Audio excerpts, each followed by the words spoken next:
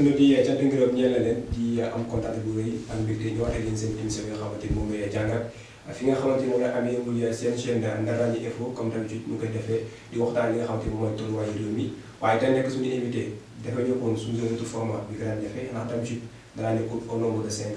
gas ak analyste Papa Djibril Diallo mais tey bu ñu gisee lu demee noonu dafa am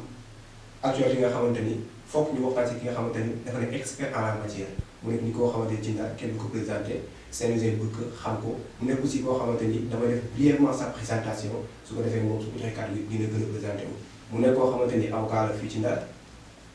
nekk conseil municipal en même temps nekk aussi ancien directeur Koulibaly Faye excusez-moi mu nekk ancien président fédération football fii si Sénégal donc kooku mooy maître Abdou Gueye avocat fii nga xamante ni mooy au niveau de Saint-Louis mu nekk ni ko disponible ba nekk émission de 16h la 15h daf nekk je pense que fii moom c'est pas la première fois mosuñu fi ñëw ak benn émission ak suñu analyse bi Papa Djibril Diallo nga accueillir ni à bras ouverts fi nga xam ne mooy seen kër donc di rafetlu couleur boobu noonu ku disponible di jàppale doomu Ndar yi di jàppale IPN Ndar bu baax a baax su weesoo loolu aussi di leen fàttali yéen seen 5e numéro si seen émission jàngat donc ci weesoo loolu dañuy jox kàddu gi ki nga xam mooy Papa Djibril Diallo gannaaw bu ñu ko nuyoo bu fekkee am ngay wax ci maître laataa ñu koy dalal après ñu dugg si ak moom parce que dana am gan tey.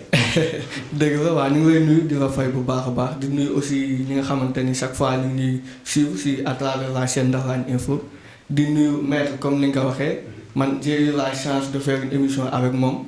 émission la boo xamante ni ma dem si jógee jàng si ay mbir yoo xam ne xaw ma ko woon donc mu nekk quelqu'un boo xamante ni débattre ak moom saa su ne dañ koy bëgg comme ni nga ko waxee c'est quelqu'un de disponible d'ouvert mais également koo xam ne dafa yàgg ci système politique sénégalais laa koy tuddee parce que boo waxee système politique rek ça englobe tout donc il est au cœur de l'actualité il est au cœur des batailles socio-économiques donc tey jii mbégte la ñuy am plateau bu mel nii ànd si ak moom waaw. muy mbégte bu rëy donc kooku mooy maître Abdou Talib laataa ma koy jox kàddu gi damay fàttali aussi amis très chers internautes yéen a ngi en parfaite synchronicité avec la page bien sûr Ndar Raññi officielle ponk yi bu ñu lay jukki bokk na si waxtaanee pour stade bi comme que la wóor ni démb na waxtaan démb def nañu marche départ stade bi donc maître moo bi lan la woon mooy touche pas à mon stade donc loolu moo fa jibee woon moom bokkoon na ci wala jàpp na ne bu baax a baax moom maître su weesoo aussi dana waxtaanee coppite loi bi sur le code pénal ak code de procédure pénale mu ne expert en la matière maître bi nga dara jàmm fi Ndar Raññi Info seen émission jàngat maître salaamaaleykum. maaleykum salaam. maa ngi leen di nuyu internet yi nga xam ne ñëpp ñu ngi ñuy suivre di leen encourager di leen wax mbégte gi ma am dellu si te dara warul ko d'abord lu dul seen professionnalisme bi nga xam ne boobu ba léegi yéen a ngi koy wane ñu naan yàlla nag yal na leen suñu borom jàppale ndax lu mel nii ci Ndar tiitarul waa Ndar la te ñëpp a ci war jàpp lii nga xam ne tamit di nuyu waa Ndar yëpp présentation bi nag sax baax na mais dafa am pàcc gu leen fàtte ndax xam nga lu ma Sénégal jox sax bu ñu ko waxul amul solo trop mais loo xam ne Ndar moo ma ko jox wala fi laa ko jëfe moo ëppal importance ba pare ndax Sénégal lu ma ci am rek conséquence lu ma Ndar jox la boo gisee ma wax loolu d'abord ndax dafa am importance par rapport sax ci yu ñu dem mooy d'abord la carrière sportive wax naa dama jaar fi ñëpp di jaar nekk naa président club nawetaan buñ ko fàttali ko Santos bu Ndartu sama équipe de moo njëkk dem phase nationale nawetaan njëkk ko jël te booba xëy na sax tuuti tànk la loolu moo ma yóbbu certainement ma nekk vice-président de la Ligue de football de Saint-Louis nekk naa ko bi ma ci jógee ñu def ma confiance fekk yaxle yi lii moo fi nekkoon bi mu demee ñu def ma président de la Ligue de football de Saint-Louis ci loolu laa jóge nekk président Linguère président wu Linguère boobu moo ma jox ma nekk vice-président de la fédération sénégalaise de football Youssou Daouda Faye yéen na nga koy fàttaliku mooy bi ñu demee Tunisie 94 ndax maa yóbbu woon équipe nationale booba en tant que délégué fédéral ànd ak moom bu nit ñi amee fàttaliku tuuti ci la Mawade Wade booba moo nekkoon ki nga xam ne moo représenté woon Sénégal ci comité exécutif u CAF Daouda Faye dindi candidature am foofu def candidature am ñu battre ko te booba Mawade ñëpp xamoon na diggante ak Issa Hayatou mu nekkoon loo xam ni chance Sénégal la yàq waxtaanu ko ak ñun ña fa nekkoon ndax bu fekkee noonu waxtaan ak ñun danaa bañ ne serait-ce que parce que Mawade pour tout ce qui représente ndax nag bu dee dara aussi doomu dara mais bu fekkee ne waxtaan nañ ko ñu minorité ma danaa am ngoro même bu may ñëw waa Ndar di ma dóor du ma wax mukk ne dama wote woon dégg mais ni mu ko defee la bi ma dikkee ma démissionné mais teewul mu ne ñii di wax yépp kenn moom mi fi mën remplacer muy maître Abatali kon moom mi nga xam ni dama démissionné woon moom ñu njëkk plébiscité yàlla def mouvement associatif plébiscité ma ba ma nekk président fédération sénégalaise de football te xam nga ne ba léegi amatul benn président boo xam ne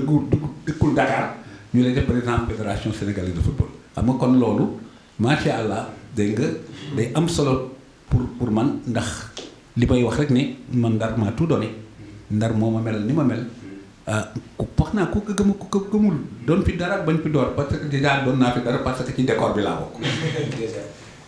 Merci encore pour cette très belle présentation donc maa ngi wax sama njëlbéen wax sama nag maître tey soo ko lay présenté xamante ni fii la moo tax man sommairement laa lay présenté comme priorité bi ñu nataal je pense que ni aussi partie bi émission bi passé nga jëloon nga présentation bu kii sax. waaw keroog émission bi neex na. ndax xam nga émission bi koy neexal tontu bu neex question yu saf koy posé question yu neex ba pare. macha allah la bala may ñëw si partie bi donc dañ lay jox honneur bi ma jàll sama question bu njëkk mooy gis nañu marché bu wax seen def marché bi touche pas à mon stade donc mu amoon nit ñu bëre ñëw di réclamer quelque chose te ji en tant que koo xamante ni il a beaucoup mis la main à la pâte ci au développement de Saint-Louis lan nga gisee loolu tey jii nekk. waaw jërëjëf xam nga léegi ci sama cursus boo xoolee da nga naan sax maître lu muy def ci politique parce que kii moom sportif rek la waaw par effraction laa ci duggee et il est important nit ñi xam nga man Ousmane Masseck Ndiaye paix à son âme pour moi le meilleur maire de Saint-Louis indiscutablement ci xolam ci jëfam ci ay réalisation moom bu mu dikkee di wut mairie Ndar 2002 bi nga xamee ne Ablaye Wade moo gagné donc ñu dem génn système socialiste pour dem si la ñëw mii nantewuñu mais nos pères étaient de grands amis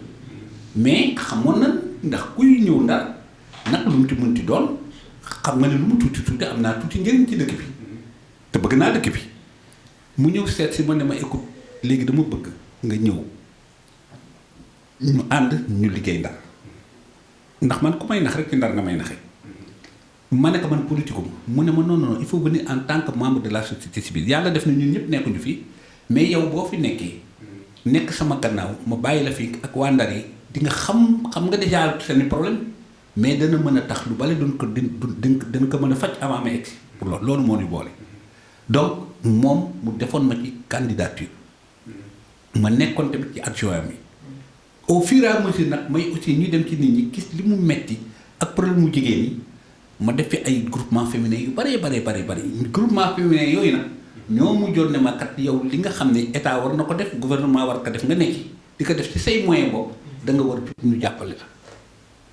dégg nga ba xam ne looloo tax ma créé woon benn parti convergence pour une nouvelle citoyenneté boo xoolee terme bi sax une nouvelle citoyenneté gis-gis ni doxalin nekkuñ bu bees te loolu yëpp booba pour Ndar rek la kenn mësul gis dégg nga au niveau national aw ma benn ambition mais booba rek boo gisee ma créé woon ko parce que xam nga pour def élection dégg nga dañ daan laaj parti dégg nga wala coalition de parti te boo demee ci yeneen parti yi dañ lay sa doole ak lépp la ñuy jël bu nu paree nag weq la fale loolu rek a taxoon ma créé ko mais man je ne crois pas à la politique je ne crois pas ci parti man ay démarches citoyennes dégg nga loo xam ne ak ay gestes yoo xam ne dafa jëm ci nit ñi jëriñ nit ñi moom laa gën a gëm kon loolu moo tax mais boo seetee cursus bii nga xam ne nag sportif wax naa la fi ma jaar xam nga kon kenn mënul wax ne man politique ma dugul ci sport dama ko dund nekk ci Linguère de Saint-Louis li ma ci def soxlawul ñu koy wax ndax bi may dem kenn bëggul ma dem mais dama ne xam nga il faut savoir laisser la place aux autres boo defee 2-3 mandats da ngay bàyyi ñeneen ñu ñëw parce que du yow rek yaa ko mën dégg nga gis nga boobu ba léegi problème bu am ci Linguère man la ñuy woo ndax ñëpp jox nañ ma cër gi ma réglé ko ba mu sedd guy kon nga xam ne mosuma ci génn kon mënuñu man waxaguma sax ndax sama wàllu bopp stade bii dama fi jooy ba tàyyi ndax metti moo di préparé yi match ba sonn dikk ñu gàññe ñu nga xam ne du ma demee sax du ma reer am na tamit bis yoo xam ne reeruma ndax bég ndax xale yi def nañ fi loo xam ne ba ma demee loolu dégg nga kon nga xam ne kon ñun ñi nga xam ne dañu ko am histoire ci dëkk bi ci stade bi stade bi dafa am ci suñu histoire te xam nga peuple ba amul histoire rek du dara kon mënuñu wax ne ay nostalgie la ñoo xam ne démb la ñuy xalaatuñu tey mais démb a tax ñuy wax te ëllëg même démb a tax ñuy wax ndax si liy bâtir lu bari kon nga xam ne stade bi dafa bokk ci ñun bokk ci xolu Ndar dégg nga di patrimoine ci li fi xew yépp ne kon premier stade bi nga xam ne Sénégal avant indépendance fa la football ak français yépp dégg nga mu njëkk ci stade bi mais aussi mu am beneen mode njëriñ waxuma sax ñuy ñëw di jaay mais boo xoolee tey jii nga dem école yi nekk yëpp à côté dégg nga ba ci école si di jaay bu ma rombee ci koñ bu sew boobu dégg nga wala ñeneen ñi nga xam ne wembale ci suuf sa la ñuy def éducation physique nga xam ne lu ne mën na ci xew ma ne man bu doon suñu doom yi ñun ak ñii nga xam ne dañ fi bëgg génne stade bi seen doom lañ ba xam ne amuñu fu ñu defee sax éducation physique danañ pensé waat beneen bi muy stade bi ñu wax ndax fokk nit ñi muy leer xam nga nit ñi dañu def de l'amalgame xam nga man ni ak cursus bi ma am yëpp xam ne lan muy développer sport lan muy développer football ndax boo amul ay infrastructure ay stade yu baax du am man kon daal di yokk ndax stade ba naan déedéet ma koy bañ xam nga ko wax du yàqu la bu doon sama soog jox ñu fukki stade malgré que nag danaa poser toujours question ne est-ce que ñun stade omnisport bu 12 milliards est-ce que ñun suñu préoccupation dëgg la kooku da daal sama wàllu gëm-gëm la bala may wax wàllu sportif ndax dama ne 12 milliards jëloon 2 milliards def ko ci stade bii stade Me Babacar Sèye defaraat ko ba nga xam ne rek daan fi mën jouer ay match international bariwul de dégg nga Sénégal kan lay dem Coupe d'Afrique ba kan la fi organiser Coupe d'Afrique Linguère moo fi nekk mënul sax feesal stade bu mel nii te xam ñëpp na ne boo ko defee stade boo xam ne comme anglais yi ñu def nga xam ne pour tour yëpp daf koy dégg nga yëpp dafay nekk ay tribune yoo xam ne dafa tiim terrain bi nga xam ne day sporté bi fa la gën metti loolu mën na nekk kooku buñ ko defoon Sadio Mané dëkkam hôpital ba mu fa def 300 millions la mais diviser ma 10 milliards par 300 millions ñaata hôpitaux la mën am ci Ndar waxuma la quartier bu ne dana am ba xam ne dootul soxla nit ñii nga xam ne tey jii ku feebar nga ne ko damay yóbbu hôpital Saint-Louis boo deful nànk boo ko waxee sax mu jekkali ko parce que amu fa espoir ñaata école ñoo fi nekk yàqu amatuñu école kon xam nga en terme de priorité bu nu laajoon moo tax nañuy laaj population bi waaw ba tey nañ teg fale d'accord naa sax ñu bañ xalaat loolu te nañ xalaat stade d'accord nan ko def fee ñu ko bëgg def ci xaar yàlla malgré que nag bala ñu ko ciy def nanu fexe ba ña fa nekkoon am seen ay terrain ak ñi nga xam ne dañu am droit au logement amuñu ko même bu doon samp fa dara ak yaakaar ñu jox leen ba pare parce que loolu gën nekk priorité la ca des nan fa defar stade omnisport nu bëggee wante xam nga problème bi mooy est-ce que defar stade omnisport boobu dafa war ñu ne kon fokk ñu def stade bi Me Babacar Sèye centre d'affaires loolu mooy question bi ñoom ñaar liewuñu nanu def fee stade omnisport bu nu bëgg ñoo xam malgré kan moo koy def mais loolu dafa am importance ndax xam nga boo dégg mu naan monsieur le maire di naan maay poser première pierre diggante mai avril mai jeex na juin jeex na posé lu première pierre parce que xam nga lu tax stade du ma ne du mairie moo koy def lu gàtt bërki dem Thiès bi ñu ñëwee stade Lat Dior dégg nga ne am na problème ba équipe nationale mënu fa football ñuy wax ku ñu dóor ci loxo di ministre bi est-ce que dañu wax maire Thiès ñu ci yoon maire Thiès kon pour wax ni stade yi d'abord bu amul boo xam ne dafay nekk rek stade municipal nga xam ne maire yi moom national la état bi boo ko moom moo koy defar kon boo seetee projet wu 11 milliards boobu ndax lan moo fi amoon mais ministre bi moo ñëwoon ci Ndar. waaw maître bi toog ma la mais maître boo nar a ko si question bi yeneen question bi si àgg. waaw d'accord mais parce que dafa am importance xam nga aussi dafay Ndar dafa am importance parce que amalgame bi moo bari ndax xam nga bu ñuy dem ba naan ñoom maître dañu bañ ñu def fi beneen stade dégg nga wax du yàqu la donc fokk nit ñi xam bañuñu stade boobu mais comme j'ai dit état mooy defar stade tax ñëpp xamoon na ne ministre bi mu fi ñëwee ci finalu nawetaan bu mujj bi moom ak maire a ngi taxaw mu wax ne effectivement budget bi mi ngi ci xaalis baa ngi ci les 11 milliards mais pour aussi soleil ba nga xam ne tey jii fa lañ waxoon ne entrepreneur Mbaye Faye moo ko gagné pour 11 milliards génn nañ ko fi ba tey ak 4 milliards yi nga xam ne moom la waroon defar palais de sport fekk ci ma wadd te budul dara kon xam nga muy stade national bu dee pose première pierre ministre bi wala président xëy na moom mu ànd ci mais du affaire ministre municipalité beneen bi mooy stade bii stade ma wadd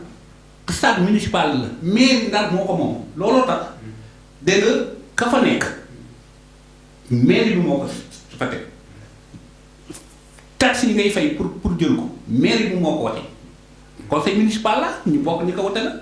mais stade bii stade régional la woon Babacar Seye léegi département bi ça veut dire que les 5 communes Ndar moo ko moom 5 communes yi Ndar benn la di mais xanaa kon yow di nga waxtaan ak seen yeneen morom yi beneen bi ñu leen wax lu privé nanu def boobu te bii am na njëriñ goo xam ne nan ko fi bàyyi bu dee centre d'affaires ñoom day centre d'affaires ba tey d'accord naa mais Racine Club ngi fi fa nee na ngi fi fu ñu ko mën def bàyyi fi stade bi léegi mais ñu ne nañ ko fi dindi pour def si centre d'affaires malgré que nag nga wax léegi mais ndax ban affaire la dese suñu pêche bi nërmeelu amul usine amul entreprise dégg nga suñu tourisme bi nërmeelu mais fan ngay def xanaa pour jàmbur yi nga koy defar centre d'affaires merci maître donc l'analyse fekkee xëy na waxoon nga si stade bi sax mais bu ñàkk nga waxaat ci. waaw looloo tax nag gis nga processus bi yëpp comme que maire moo waxoon ñu ne léegi nañ delloo mbir mi dem looloo taxoon ñu jël Birane Boye ñi nga xam ne mooy doon booy secrétaire général ligue football nekkoon vice président ODCAV nekk na dem ndax dañ doon wax ñun politiciens yi la ñu nekk na dem ànd ak sportif yi dem waxtaan boo gisee marché bi bu doon marché politique la marché politique damay indi samay ñi nekk ak man Braille si la bokk mu indi na mu nekk ak naan presque opposition bi yëpp ñu ngi ci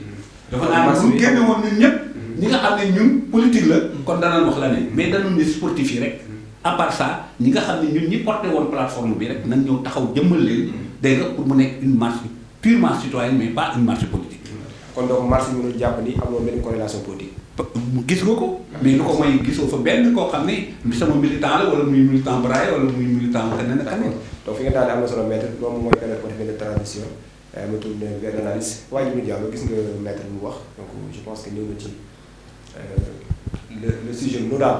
du problème du stade léegi yow est-ce que mën nga def benn analyse bu ndaw ci par rapport ak wax bien que yaa ngi koy def mais seulement ci tënk rek. mais je pense que analyse bi maître def na ko ba pare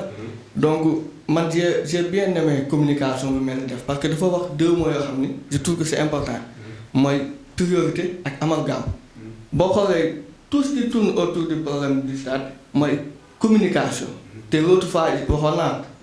dañuy wax rek tey nu nga dégg yi suba nga dégg leneen mais exactement le fond du dossier yow doo ko xam parce que quand on dit benn centre d'affaires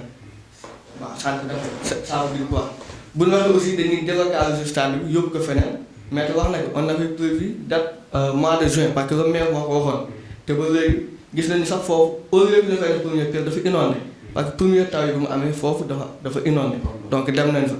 loolu yëpp mu nekk ay problèmes yoo xamante ni je pense il faut ñu poser que tamit ñu oser wax si Saint-Louis dëkk la boo xam ni man damay taam di ko wax boo fi jugee 10 ans boo ñëwaatee mën nga dox les yeux fermés parce que day waaw changé wu mais dama joxe benn exemple le pont Faidherbe bu mu demee ba yàqu bi ñu koy defaraat pourquoi waxuñu ni dañuy changé pont bi def ko nouvelle forme d' architecture yi nga xam ne xew na mais dañu reprendre même architecture bi même plan bi pour conserver patrimoine bi fi amoon. même boo xoolee au niveau du réseau de Senghor également bâtiment yi nekk foofu même boo ko tojee boo koy tabaxaat aussi da nga koy defaat même architecture donc loolu aussi benn point pour wax ni stade bi c' est bien comme ni ko maître waxee ni am deux stades mais ndax dañuy jugee si benn plan entre tradition ak modernité je pense mais mën nañ def modernisation en conservant l'héritage historique c'est-à-dire mën nañu conserver stade bi nu mu mel mais ñu def yeneen waa tuuti coppite yoo xam ne méngóo na ak jamono. maître wax na que question de priorité ñun à Saint-Louis suñu problème bi gën a mag mooy au-delà des questions socio-économiques mooy emploi des jeunes chômage tout ça mais bëgg moo yi nga xam ne chaque année ñu am ay gaal yoo xam ne daanu na foofu ay moo yoo xam ne kenn gisatu rek mais dañu wax ne rek moyen lañu manqué pour mën ko defar maître mu ngi posé question mun bu ñu jëloon 300 milliards xaw ma diviser waaw est-ce que loolu mënu woon defar problème boobu est-ce que boobu nekk lu gën a important aujourd'hui que ñu tabax benn stade donc je pense que comme pour bañ si ñëwaat parce que l'autre fois on a débattu très largement le problème du stade man je pense que ça mérite un grand débat invite tous les acteurs concernés parce que am na ay décisions yoo xam ne kenn lu koy jël en forçant la main parce que yow dañ fa nekk tey mais suba dañ fiy jógee ñi nga xamante ni ñooy les acteurs concernés mooy les sportifs les associations sportives ASC yi tout ça je pense que mënoo leen expliquer si processus bu mel na délocaliser un stade wala tabax benn stade bu bees donc je pense que yooyu yëpp pour mën a ñëwaat ci li ñu waxoon mooy des questions à prendre en considération donc da ngay éviter la redondance comprendre na la mais nag sama deuxième question donc je pense que xam naa ne yow moom mën naa la fépp nga mënee stade bi bii nag dafa bokk ci projet de loi bi nga xamante ni dund benn polémique ñëpp a ngi ciy wax donc muy projet de loi portant sur le code pénal ak procédure pénale léegi donc ci bala ñuy àgg si question boobu noonu parce que boo xoolee question kii boobu noonu dañ ci laal mu terrorisme moo nekk maître boobu mooy moo nekk en vigueur damay njëkkee si question définition terrorisme. waaw moo ko jàppee yow. waaw xam nga du nu ma ko jàngee nag naan nan la ko teg si génne. waaw naa ko teg si génne maître. parce que mooy li mu wax xam nga même bu nuy politique parce que man je préfère le terme politique que politicien.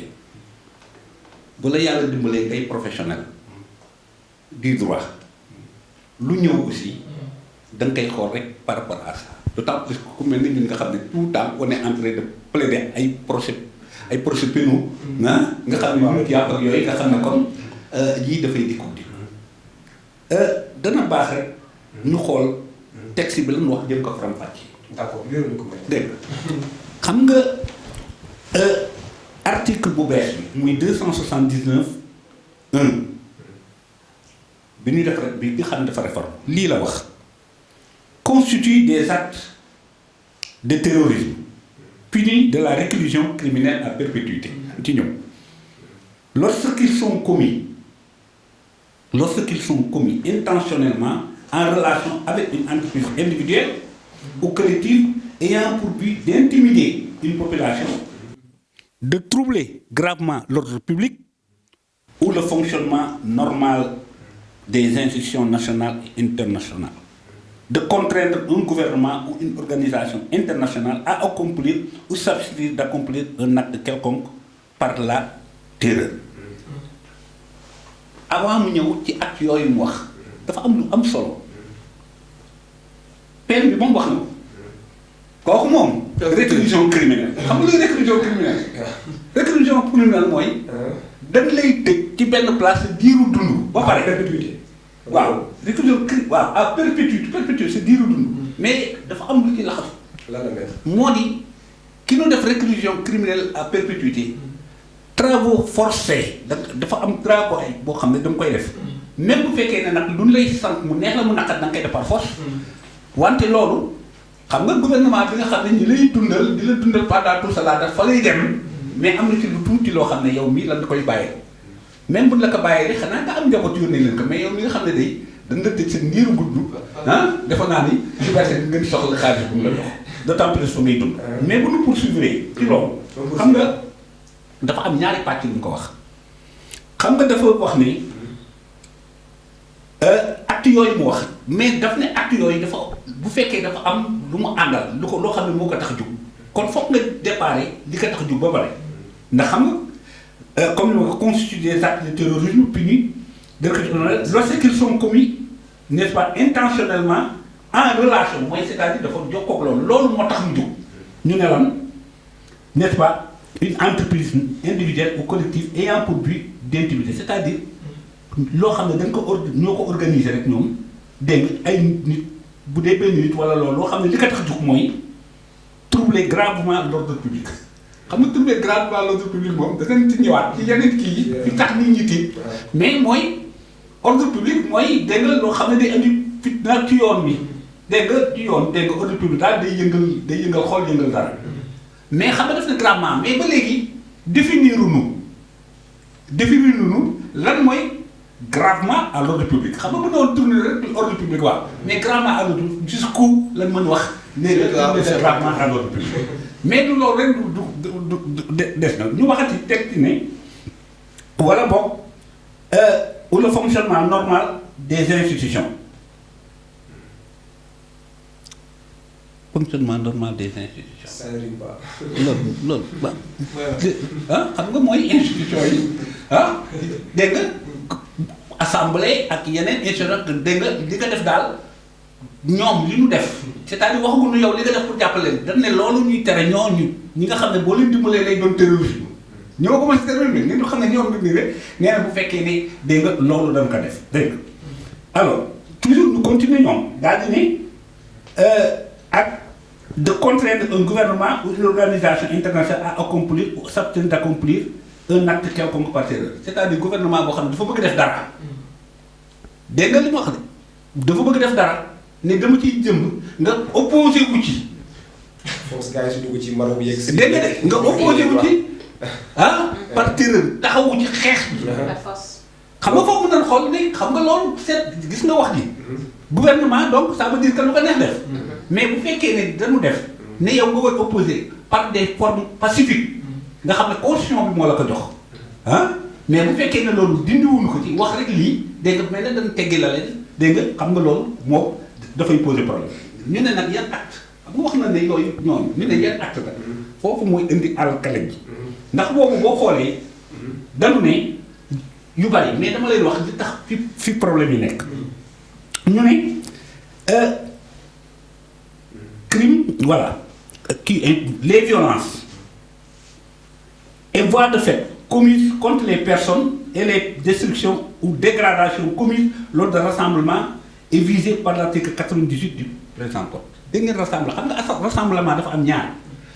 bu nu autorisé mi ngi mel na ngeen dégg marche wala la leen bu nu autorisé ak bu nu autorisé wu. mais xam nga si dooguma la mais ci voie de fait boobu nga tudd voie de fait bi. bu la nga expliquer. xam nga voie de fait mooy xëq. dégg nga loo xam ne daal boo ko defee nit ki dana tiit wala loolu. laaloo ko de. kii rek. mën nga ko def nii sax ñu ne la voie de fait. dégg nga xam nga voie de fait moom. ndax du ku du kii. dégg nga parce que bu ne doo dóoree dañ naan kuu la.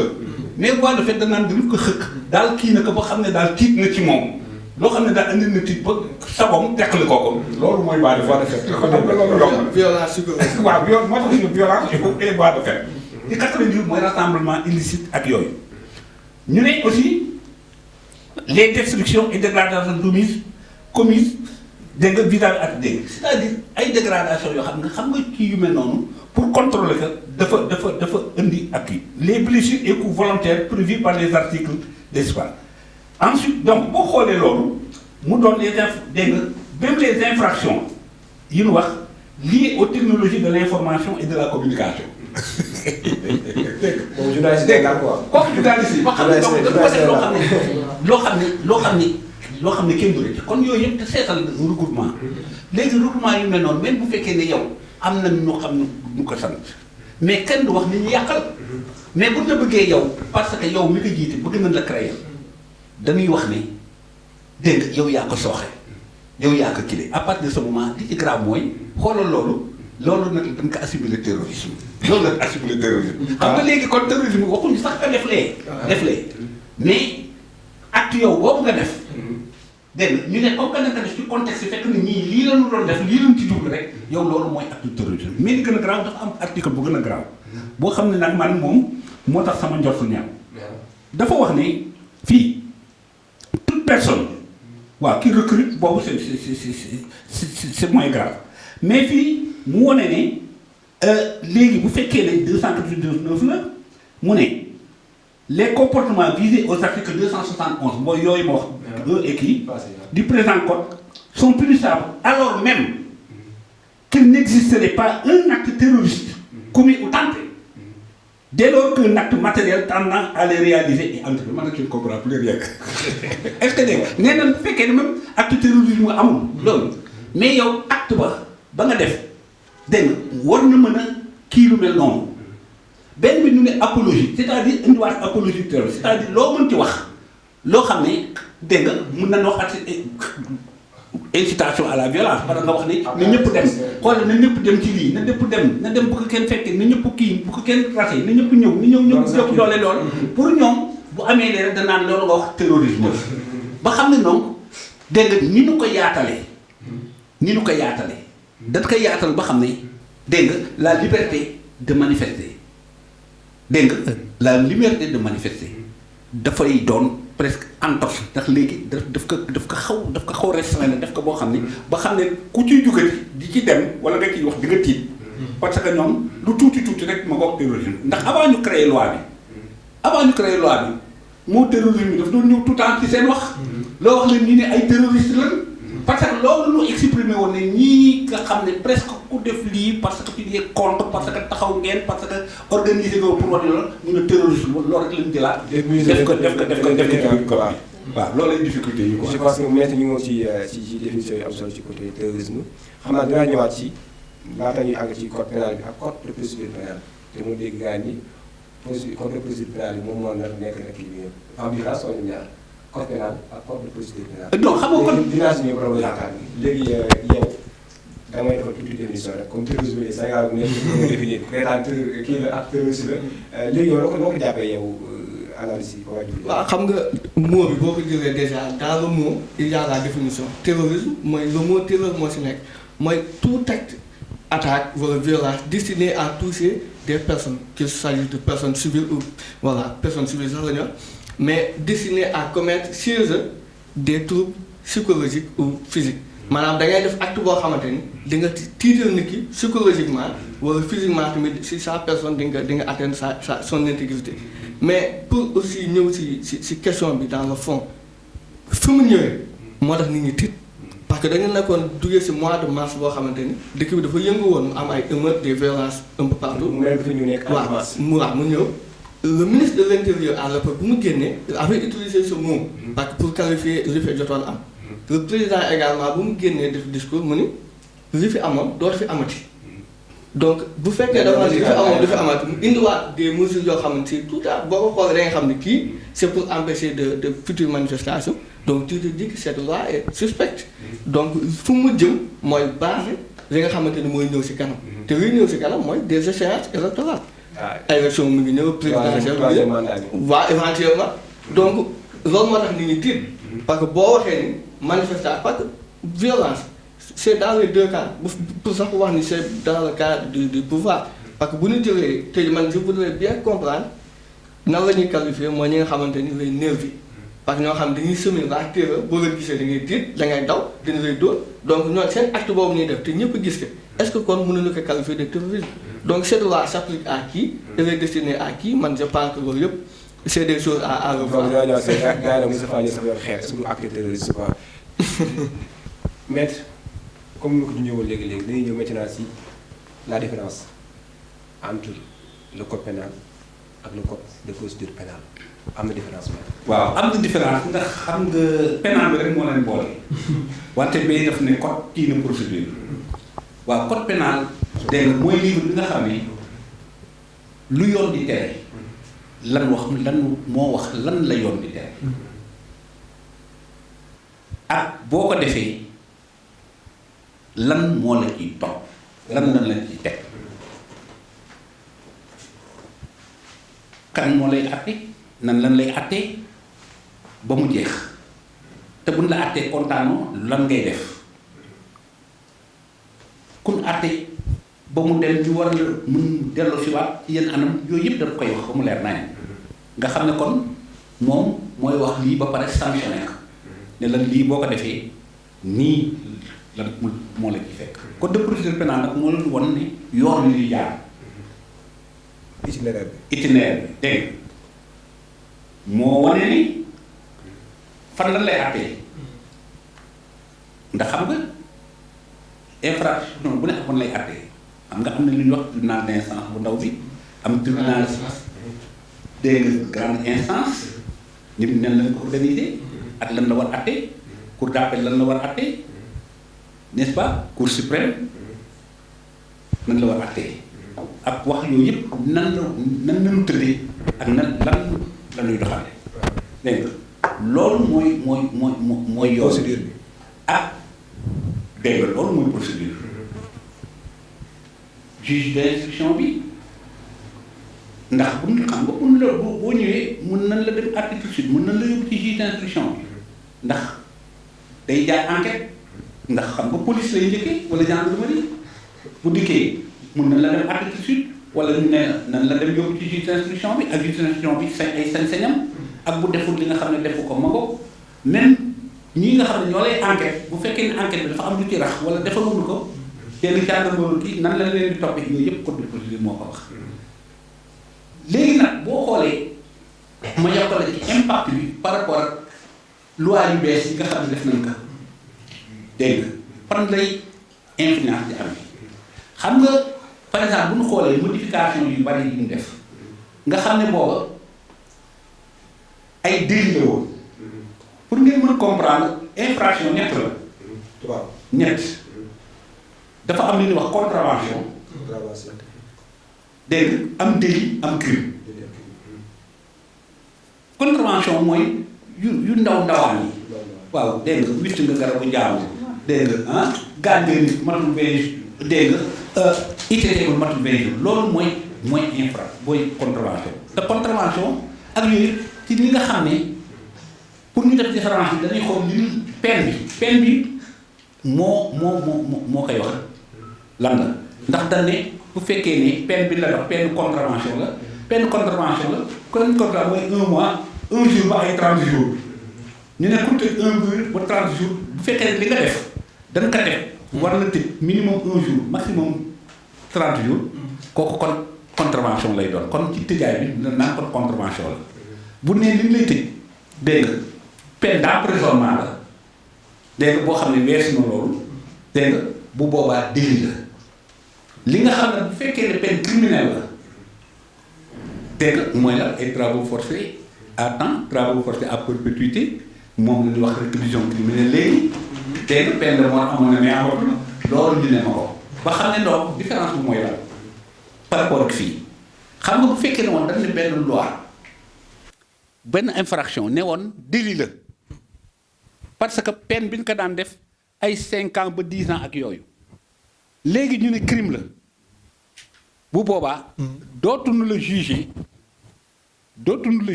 ci fii nga xam ne mooy tribunal grande instance chambre criminelle la lay juger te xam nga chambre criminelle moom gisoo bu dee par exemple yenn infraction yi réclusion criminelle sax mën na ci pour joxaat la beneen exemple xam nga seetal viol ak trafic yamba xam nga viol moom bu yàgg ak lu mënti doon délit rek la woon mais léegi dootul délit dañ ko criminaliser ba xam ne léegi dootuñu la àtte fi nga xam ne fan lañ ko daan àtte mën ko def lu mu nekk flagrant délit duñ la dem yóbbu ñu àtte la ci saa si ci tribunal de grande instance fokk ñu yóbbu ko la ci juge bi mu def instruction ndax bu en matière de crime ndax dafa sérieux fokk mu am juge bi jaar looloo tax yi say enquête yi di yéex boo paree nag lan lay yóbbu chambre criminelle te gis nga chambre criminelle bu ñu defee li loi bi wax foofu moo di bu ne yow kenn du la tëj lu yées 10 ans te xoola avant c'était 1 ba 5 ans li gën garaaw 10 ans la woon d'emprisonnement rek mais fii du travaux forcés pour wane na ma ko léegi nag kooku beneen débat la est-ce que yii nu criminaliser liñ ci jublu ba tax ñu criminaliser est-ce que am na ndax lépp lu ñu doon criminaliser rek pour que nit ñi tiit ba kenn du def lu mel noonu pour intimider mooy caractère dissuasif de la peine. mise en garde. waaw mais xam nga kooku amul xam nga lu tax ma ne man bind naa ci ne leen amul efficacité. mais ba ngay taw mais da nga ni caractère dissuasif boobu lan mooy dissuasif ak coercitif. voilà xam nga non coercitif moom mooy loo xam ne forcé day dal dissuasif mooy loo xam ne waaw dissuasif loo xam ne ku ko gis ku ko dégg dala tax yow mii kat doo ko def mooy dissuader dafay dissuader dana tax kenn ko toppandoo mais loolu xam nga kañ la baax moo tax nañu xool li ñu jublu gisoo viol yi tey la gën a bari parce que xam nga boo bëggee dissuasif mooy nit ki li mu def nan ko na ci saa si na gis leen ko teg ci saa si xam na kii leen ko teg diis na dootu ko def du ko toppandoo dootu ko def du mu ko toppandoo mais bu fekkee ne da nga ñëw ñu ne léegi dañ ko def crime wax naa crime foog mu dem ci juge d'instruction te lu ne feng yow violé nga ko ca néeg lañ ko fekk lu dëggu la yóbbu nañ ko docteur ne yaa yàq doomu jaamur mais nga yow ngay dem ñu war la yóbbu ñu àtte la tout de suite soxlawul mais buñ la defee xam nga boobu nit ñi daal ne lii mu def nan ko sanctionné mais duñ ko def dañ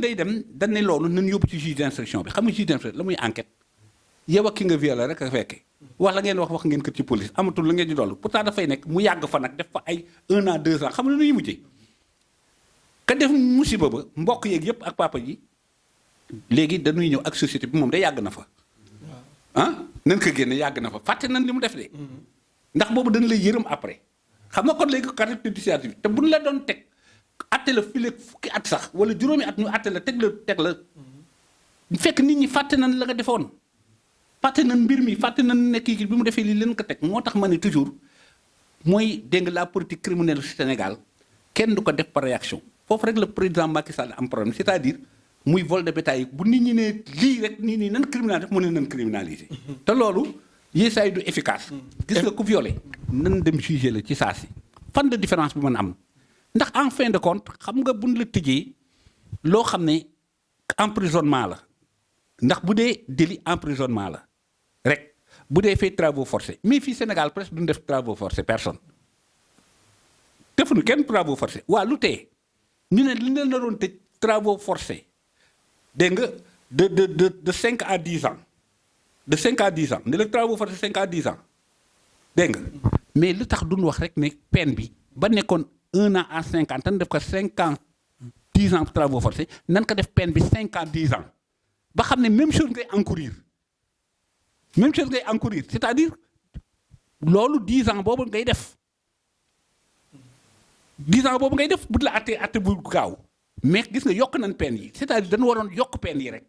ba maasale ko fi nu bëgg bañ ko def criminaliser ndax criminalisation bi vraiment rôle ba mu waroon jouer nga tax ne ndax mbir boo koy def pour nit ñi bañ a ko toppandoo la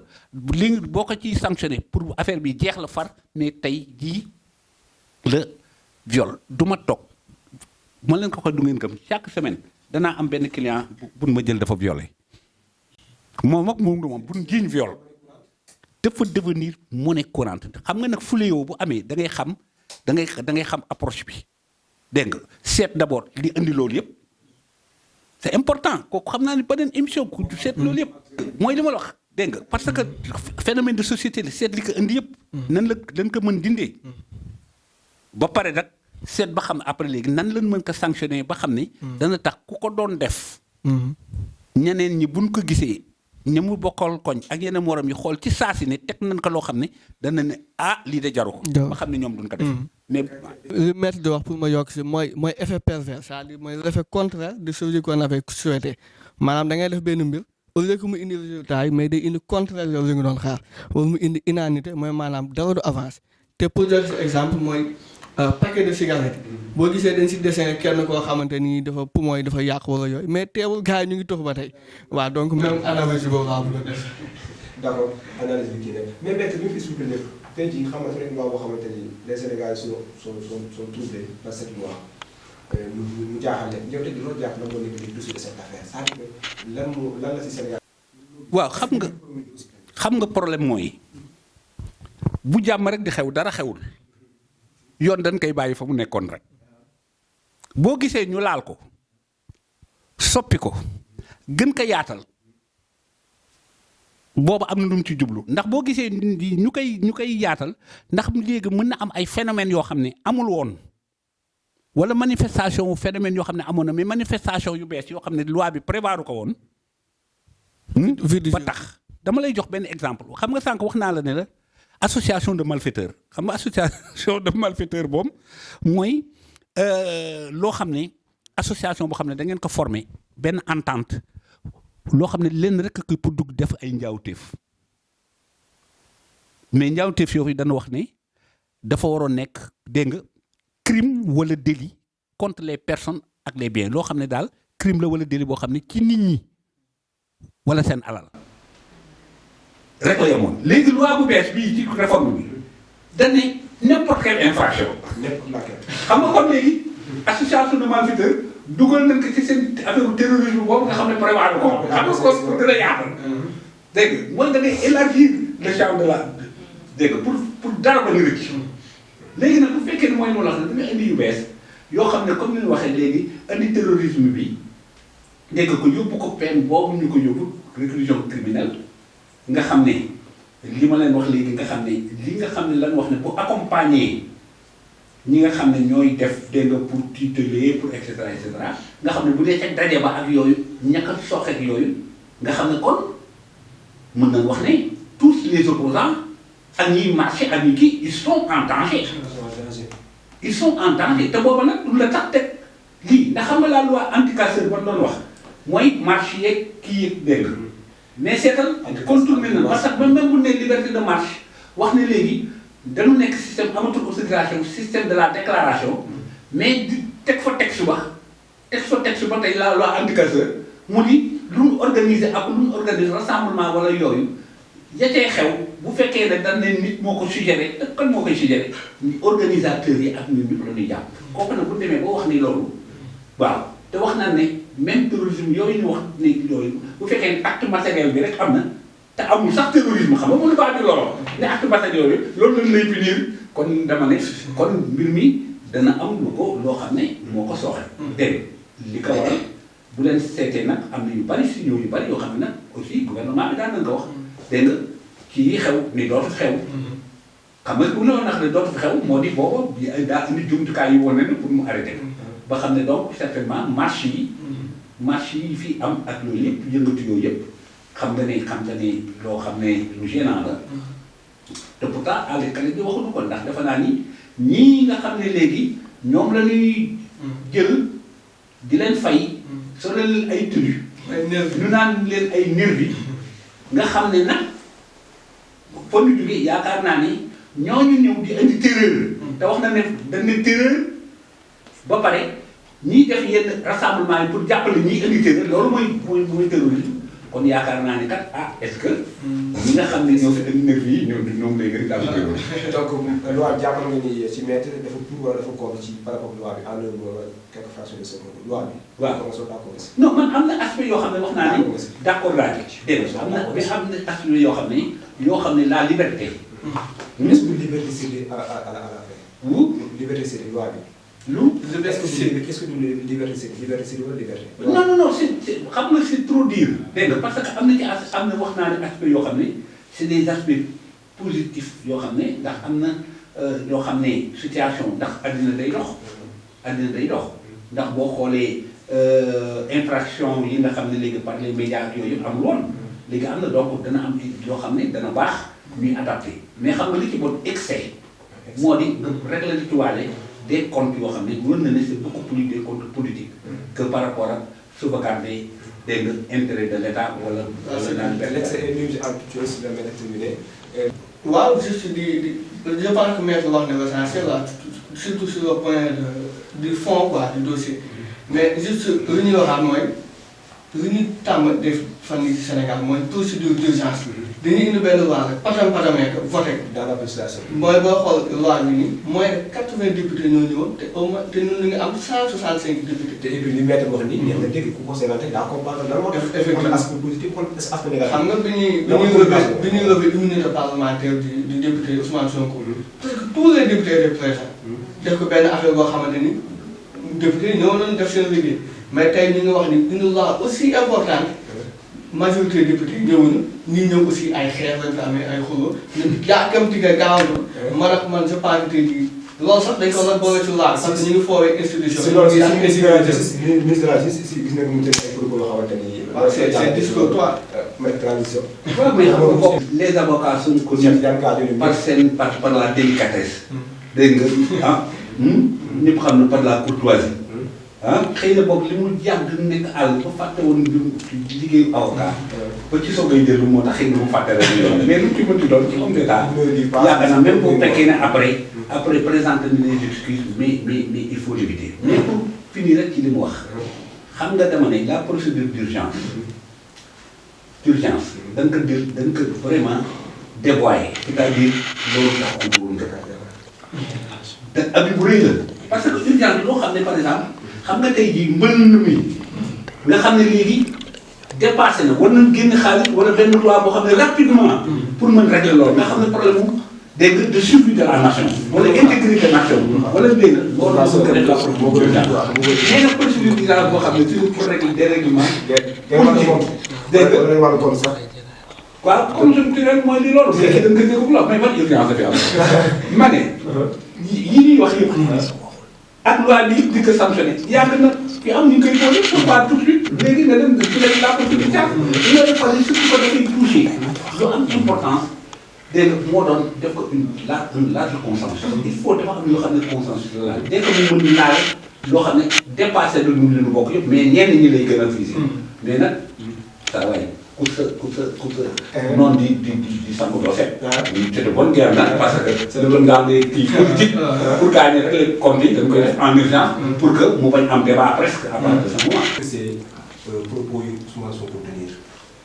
wax na ci Grande-Bretagne moo ci gannaaw wax na France moo ci gannaaw actualité gis-gis kaw mu jot. mais Ousmane Sonko il est dans sa logique boo xoolee il n'a pas trahi sa ligne de communication là depuis toujours moom dafay wax pour un patriotisme économique une souveraineté mooy maanaam dafa gëm ni moom ñun dañoo mën a demal suñu bopp sans appui wala sans ingérence extérieure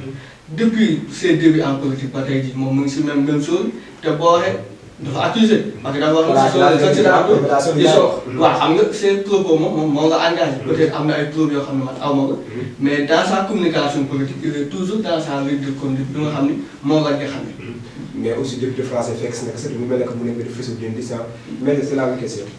ma ne li mu wax rek il est non seulement en faveur mais aussi les gens peuvent discuter ci li mu wax d'autant plus que gis nga ministre français bi taw ko te nag à vue d'œil par rapport à tout ce qui se passe dama ne France ba tey mooy suñu papa. mooy suñu papa loolu ñu leen tàggatoo sa dernier mot lan la. waaw ñu ngi kontaan di gërëm ñëpp ñi nga xamante ni chaque fois ñu ngi ànd ak ñun duñu seetaan si Ndefleng Info di remercier aussi maître moom dañuy am saa su ne mbégte di waxtaan ak moom donc yow aussi di la remercier di jox gars yi di daje ba beneen émission. maître. waaw ndax na wàcc plateau bi. waaye di bëgg rek. waaw c'est toujours avec un réel plaisir. gis aussi des Saint-Louisiens yu gëm seen bopp. gëm mbir mi. aussi comme je dis de par leur pertinence parce que nag émission boo gisee mu neex d'abord les questions. moo koy d'abord posé avant même les réponses.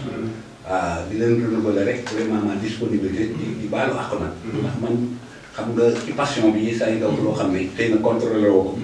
lépp loo xam ne daal métti na ci nit maa ngi ñaan mu jégal ma ko. lu ci manqué nag ci ñun la.